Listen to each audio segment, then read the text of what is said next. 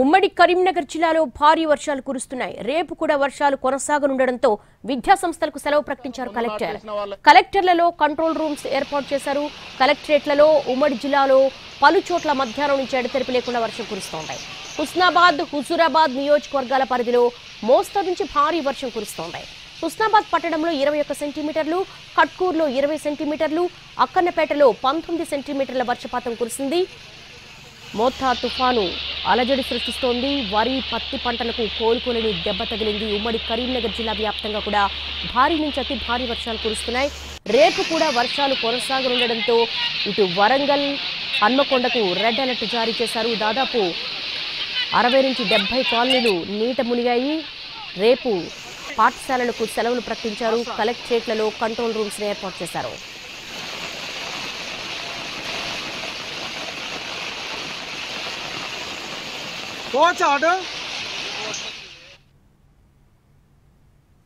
ఉమ్మడి కరీంనగర్ జిల్లాలో భారీ వర్షాలు కురుస్తున్నాయి. దీనికి సంబంధించి మా ప్రతినిధి భాస్కర్ అడిగి మరిన్ని వివరాలు తెలుసుకుందాం.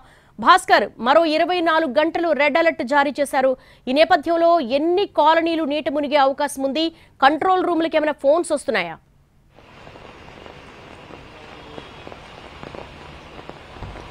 దేవి, ఉమ్మడి కరీంనగర్ జిల్లా వ్యాప్తంగా మోందా తుఫాన్ ప్రభావంతో భారీ నుంచి అతి భారీ వర్షాలు అయితే కురుస్తున్నాయి. జిల్లా వ్యాప్తంగా మనం చూసినట్టయితే ఈ ఉమ్మడి కరీంనగర్ జిల్లాలోని ఈ హుస్నాబాద్, హుజూరాబాద్ ఈ రెండు ప్రాంతాలు కూడా అత్యంత ఎక్కువగా ప్రభావితమయ్యాయని చెప్పవచ్చు. ఎందుకంటే రెడ్ అలర్ట్ జారీ చేసిన హన్మకొండ, అటు జనగామ ఈ రెండు జిల్లాలు కూడా ఈ రెండు నియోజకవర్గాలకు సమీపంలో ఉంటాయి. కాబట్టి ఇక్కడ 20 సెంటీమీటర్లకు పైగా వర్షపాతం నమోదైంది. ఒక విస్తారంగా దాదాపు 25-30 కిలోమీటర్ల వైశాల్యంలో ఉన్న అన్ని ప్రాంతాల్లో కూడా జనరల్ గా ఒకటి స్పెల్స్ లాగా కురుస్తుంది. అతి భారీ వర్షాలు అనేటి ఒక దగ్గర మేఘం, ఈ క్యూములోనింబస్ అవన్నీ ఒకే దగ్గర కేంద్రీకృతం అయినప్పుడు ఒకే దగ్గర భారీ వర్షం అనేది నమోదవుతుంది. అప్పుడు అవి దాని రేడియస్ చూసినట్టయితే జస్ట్ 10 కిలోమీటర్లే ఉంటుంది. కానీ ఇక్కడ మనం చూసినట్టయితే హుజూరాబాద్, హుస్నాబాద్ లో దాదాపు 30 కిలోమీటర్ల వైశాల్యంతో ఇదే వర్షాలు అంటే దాదాపు 25 సెంటీమీటర్లు. అక్కన్నపేట మండలం కట్కూరులో అయితే 24.9 సెంటీమీటర్లు అంటే దాదాపు 25 సెంటీమీటర్ల వర్షపాతం నమోదైంది. మధ్యాహ్నం 12 గంటలకు ప్రారంభమైన వర్షం దాదాపు 6 గంటల పాటు ఆగకుండా నాన్ స్టాప్ గా కురవడంతో ఈ సిచ్యువేషన్ అయితే నెలకొన్నదని చెప్పవచ్చు. అక్కడ సిచ్యువేషన్ ఏ విధంగా ఉంది, పరిస్థితి 25 సెంటీమీటర్ల వర్షపాతం కేవలం 5 గంటల వ్యవధిలో కురిసిందంటే అక్కడ పరిస్థితి ఏ విధంగా ఉందో ఊహించుకోవచ్చు. మరోవైపు ఆ సమీపంలో ఉన్న హుస్నాబాద్ పట్టణంలో కూడా 24 సెంటీమీటర్ల వర్షపాతం నమోదైనట్టుగా తాజాగా కొద్దిసేపటి క్రితం వాతావరణ శాఖ ఏదైతే నివేదిక ఇస్తుందో, కొద్దిసేపటి క్రితం ఇచ్చిన నివేదికలో 24 సెంటీమీటర్ల వర్షపాతం సిద్దిపేట టౌన్ లో నమోదైనట్టయితే చెప్తా ఉన్నారు. సిద్దిపేట జిల్లా హుస్నాబాద్ టౌన్ లో నమోదైనట్టయితే చెప్తా ఉన్నారు. అయితే ఈ హుస్నాబాద్ పట్టణంలో కూడా లోతట్టు ప్రాంతాలన్నీ కూడా జలమయమయ్యాయి. ప్రధాన రహదారుల నిండా నీరు దాదాపు 3 ఫీట్లకు మేర ప్రవహిస్తా ఉన్నది. సెల్లార్లన్నీ మునిగిపోయిన పరిస్థితి ఉన్నది. 2 గంటల నుంచి ఈ వర్షం నేపథ్యంలో గత 2 గంటల నుంచి విద్యుత్ సరఫరా నిలిపివేయడంతో అంధకారం నెలకొన్నదని చెప్పవచ్చు హుస్నాబాద్ పట్టణంలో. మరోవైపు హుజూరాబాద్ వైపు చూసినట్టయితే హన్మకొండ జిల్లాకు రెడ్ అలర్ట్ జారీ చేసిన నేపథ్యంలో హన్మకొండ జిల్లాలో భారీ వర్షాలు కురుస్తున్న ప్రభావం పక్కనే ఉన్న హుజూరాబాద్ నియోజకవర్గంలోని బోర్నపల్లి కావచ్చు, ఇటు బొమ్మాయిపల్లి కావచ్చు, అటు వీనవంక, జమ్మికుంట, హుజూరాబాద్, ఎలకతుర్తి, భీమదేవరపల్లి ఈ మండలాలపైన కూడా భారీగా పడిందని చెప్పవచ్చు. అక్కడ కూడా 15 సెంటీమీటర్లకు పైగా వర్షపాతం అయితే నమోదైంది. అన్ని ప్రాంతాల్లో గరిష్టంగా బోర్నపల్లిలో 22 సెంటీమీటర్లు, బొమ్మాయిపల్లిలో 19 సెంటీమీటర్లు హుజూరాబాద్ నియోజకవర్గంలో నమోదైన సిచ్యువేషన్ కనిపిస్తా ఉన్నది. అయితే ఈ వర్షం కురుస్తున్న నేపథ్యంలో ఇంత భారీ వర్షాలు కురుస్తున్నాయి. రేపు కూడా రెడ్ అలర్ట్ జనగామ కావచ్చు, ఇటు వరంగల్ అర్బన్ కు రెడ్ అలర్ట్ జారీ చేసిన నేపథ్యంలో ఇక్కడ హెవీ రెయిన్స్ అతి భారీ వర్షాలు కురుస్తాయని చెప్పేసి వాతావరణ శాఖ చెప్పిన నేపథ్యంలో ఉమ్మడి కరీంనగర్ జిల్లాలోని సిరిసిల్ల కావచ్చు, ఇటు జగిత్యాల కావచ్చు, ఇటు కరీంనగర్, అటు సిద్దిపేట ప్రాంతం కూడా ఉమ్మడి కరీంనగర్ జిల్లాలో సిద్దిపేట జిల్లా కూడా కొన్ని ప్రాంతాలను కవర్ చేస్తుంది. కాబట్టి అక్కడ పూర్తిగా విద్యా సంస్థలకు సెలవులు అయితే ప్రకటించారు కలెక్టర్లు. ఇప్పటికే అన్ని జిల్లాల కలెక్టరేట్లలో కంట్రోల్ రూమ్లను ఏర్పాటు చేశారు. ఆ కంట్రోల్ రూమ్లను ఏర్పాటు చేసి ఎక్కడ ఏ అత్యవసర పరిస్థితి ఏర్పడ్డప్పటికీ, ఎటువంటి అత్యయిక స్థితి వచ్చినా కూడా ఎదుర్కొనేందుకు వీలుగా అధికారులను ఇప్పటికే సన్నద్ధం చేశారు. అధికారుల సెలవులు అనేవి పూర్తిగా రద్దు చేసిన సిచ్యువేషన్ అయితే ఉన్నది. ఎవరికి సెలవులు లేవు. ఈ సిచ్యువేషన్ క్రిటికల్ గా ఉన్న నేపథ్యంలో, ఈ సీరియస్ గా ఉన్న నేపథ్యంలో ఇక్కడ ఎట్టి పరిస్థితుల్లో ఎవరికి సెలవులు లేవని చెప్పేసి ఇప్పటికే తేల్చి చెప్పేశారు. ఇప్పటికీ సెలవులు ఇచ్చిన వాళ్ళకు కూడా సెలవులను రద్దు చేసిన పరిస్థితి అయితే కనిపిస్తా ఉన్నది.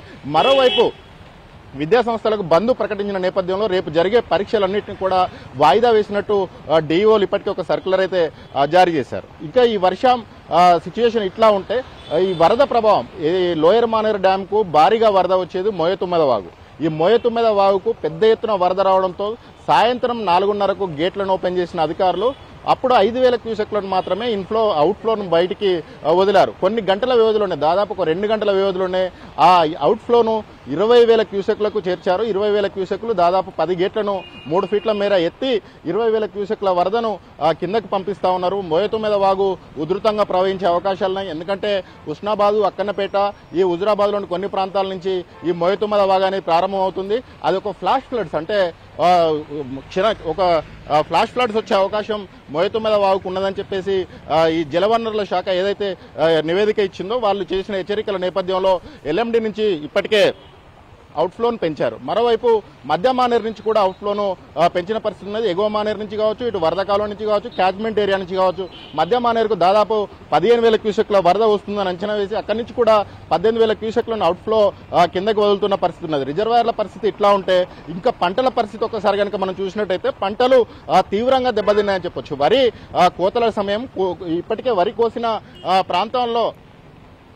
ప్రాంతాలు ఏవైతున్నాయో అవి కళ్ళాల్లో ఇప్పటికే వడ్లు ఉన్న పరిస్థితి ఉన్నది. ఆ వడ్లు పూర్తిగా తడిసిపోతున్నాయి. మరోవైపు ఈ కోయని వరి గాలులు ఉధృతంగా వేయడంతో కోయని వరి అడ్డం పడ్డ పరిస్థితి ఉన్నది. మిషన్కు వాటిని కోసే అవకాశం కూడా లేని సిచ్యువేషన్ ఉన్నది. అన్నదాతలు లబోదిబోమని అంటున్నారని చెప్పవచ్చు. దేవి భాస్కర్, గతంలో 2 ఏళ్ల క్రితం ఇదే వరంగల్, ఇదే హన్మకొండలో దాదాపు 90 కాలనీలు మునిగిపోయాయి. అప్పుడు హాస్టల్లో ఉన్న 265 మంది పిల్లలు కూడా అందులో చిక్కుకొని ఉన్నారు. ఎన్డీఆర్ఎఫ్, ఎస్డీఆర్ఎఫ్ సిద్ధంగా ఉందా? ఎమర్జెన్సీ సిచ్యువేషన్లో రెస్క్యూ చేయడానికి బోట్స్ కానీ అలా లేదంటే హెలికాప్టర్స్ కానీ ఏమైనా సిద్ధంగా ఉన్నాయా?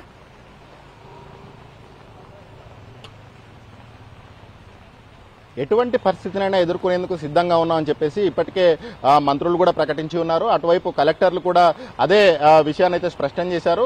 ఎటువంటి పరిస్థితి ఈ రాత్రికి ఏం జరిగేది కూడా చెప్పలేని సిచ్యువేషన్ ఉన్నది. మరొకసారి రెడ్ అలర్ట్ జారీ అయిన నేపథ్యంలో ఇప్పటికే 20 సెంటీమీటర్లకు పైగా వర్షపాతం నమోదైంది. వచ్చే 24 గంటల్లో అదే రేంజ్లో వర్షం కురిసే అవకాశాలున్నాయి. ఈ నేపథ్యంలో ఎప్పుడు ఏ క్షణాన ఏం జరుగుతుందో తెలియని సిచ్యువేషన్ ఉంటుంది. కాబట్టి ఇప్పటికి అధికార యంత్రాంగం అటు విపత్తు నిర్వహణ శాఖ కావచ్చు, ఇటు రెవెన్యూ యంత్రాంగం కావచ్చు కంప్లీట్ గా ఎప్పటికప్పుడు అప్రమత్తంగా ఉన్నారు. గ్రామాల్లో పరిస్థితి ఏ విధంగా ఉంది, మండలాల్లో పరిస్థితి ఏ విధంగా ఉంది, ఇటు పట్టణాలు నగరాల్లో పరిస్థితి అయితే లోతట్టు ప్రాంతాల్లో పరిస్థితి అయితే భయానకంగా ఉందని చెప్పవచ్చు. చిన్నపాటి వర్షానికే జలమయమయ్యే కాలనీల్లో 20 సెంటీమీటర్ల వర్షపాతం అంటే అది ఒకసారి ఊహించుకోవచ్చు. మనం 20 సెంటీమీటర్ చిన్నగా 1-2 సెంటీమీటర్ల వర్షం పడ్డప్పుడే ఆ రోడ్లపైకి నీళ్లు వస్తుంది. మనం విజువల్లో గమనించవచ్చు. ఇక్కడ ఒక 2 గంటల నుంచి వర్షం పడుతుంది. కరీంనగర్ టౌన్ లో 2 గంటల నుంచి వర్షం పడుతున్న నేపథ్యంలో లోతట్టు ప్రాంతాలు జలమయమయ్యాయి. మరోవైపు రోడ్లపైకి నీళ్లు వచ్చి ఒక చిన్నపాటి కుంటను తలపిస్తా ఉన్నది రోడ్డు ఇది. ఈ రోడ్లన్నీ కూడా పూర్తిగా జలమయమయ్యాయి. ఎడతెరిపి లేకుండా వర్షం కురుస్తుంది. ఈ రాత్రికి కూడా వర్షం కురిసే అవకాశం ఉన్న నేపథ్యంలో గత అనుభవాలను దృష్టిలో ఉంచుకొని గతంలో కాలనీలు నీట మునిగాయి, ఇళ్లన్నీ సర్వం కోల్పోయిన పరిస్థితి ఉన్నది. లోతట్టు ప్రాంతాలు, మురికివాడల ప్రజలు నిరాశ్రయులైన సిచ్యువేషన్ ఉన్నది. ఎటువంటి ఆపద వచ్చినా కూడా తట్టుకునేందుకు వీలుగా అధికార యంత్రాంగం అయితే సిద్ధంగా ఉన్నారు. మరోవైపు ప్రజలైతే బిక్కుబిక్కుమంటూ ఒక ఆందోళనలో ఉన్నారని చెప్పవచ్చు. ఇంత రేంజ్లో వర్షం, ఇది తుఫాను ఎఫెక్ట్ తోటి ఇంత రేంజ్లో వర్షం కురవడంతో ఏ క్షణాన ఏం జరుగుతుందో అర్థం కాని పరిస్థితి అయితే నెలకొన్నదని చెప్పవచ్చు. మరోవైపు ఈ పంటలకు సంబంధించి పత్తి పంట పూర్తిగా నష్టపోయినట్టే చెప్పవచ్చు. ఎందుకంటే గత నెలలో కురిసిన వర్షాలకు అప్పుడు పడ్డ కాయలన్నీ మురిగిపోయి అవి ఏమాత్రం పనికి రాకుండా అయిపోయాయి. కొండోకచ్చో 1-2 కాయలు అవి ఉండి ఇప్పుడు పగులుతున్న నేపథ్యంలో ఈ భారీ వర్షాలకు పత్తి పూర్తిగా దిగుబడిపైన తీవ్ర ప్రభావం పడే అవకాశాలు లేదు. మరోవైపు కోయని వరి ఒక 50% వరి మాత్రమే కోసారు ఈ కాలువల కింద సాగైన ప్రాంతాల్లో. మరోవైపు ఈ కోసిన వరి ఏమో కళ్ళాల్లో నానుతుంది. ఇది మొలకెత్తే అవకాశం ఉంది, రంగు మారే అవకాశం ఉంది. అష్ట కష్టాలు పడి 6 గాలను శ్రమించి యూరియా కొరతను తట్టుకొని అటువైపు వర్షాలను తట్టుకొని పెట్టుబడి పెట్టి వేలల్లో పెట్టుబడి పెట్టిన రైతన్నలు ఇటు వరి ధాన్యం తడవడం, అటు చేలల్లో ఉన్న వరి కూడా అడ్డం పడడంతో రైతన్నలు ఒక ఆందోళన అయితే వ్యక్తం చేస్తున్నారని చెప్పవచ్చు. దేవి ఆల్రైట్ భాస్కర్, ఇది ఉమ్మడి కరీంనగర్ జిల్లా వ్యాప్తంగా వర్షాల కారణంగా పెద్ద ఎత్తున తో పాటు కాలనీలు నీట మునుగుతున్నాయి. ప్రజలు భయాందోళన వ్యక్తం చేస్తున్నారు. అయితే అప్రమత్త చర్యలు అయితే కొనసాగుతూ ఉన్నాయి. ఎన్డీఆర్ఎఫ్, ఎస్డీఆర్ఎఫ్ సిబ్బంది అయితే మాత్రం కంట్రోల్ రూమ్ ఏర్పాటు చేశారు. ఏదైనా లోతట్టు ప్రాంతాల్లో ప్రజలు ఇబ్బందుల్లో ఉంటే ఆ కంట్రోల్ రూమ్ టోల్ ఫ్రీ నెంబర్లకు ఫోన్ చేయాలి.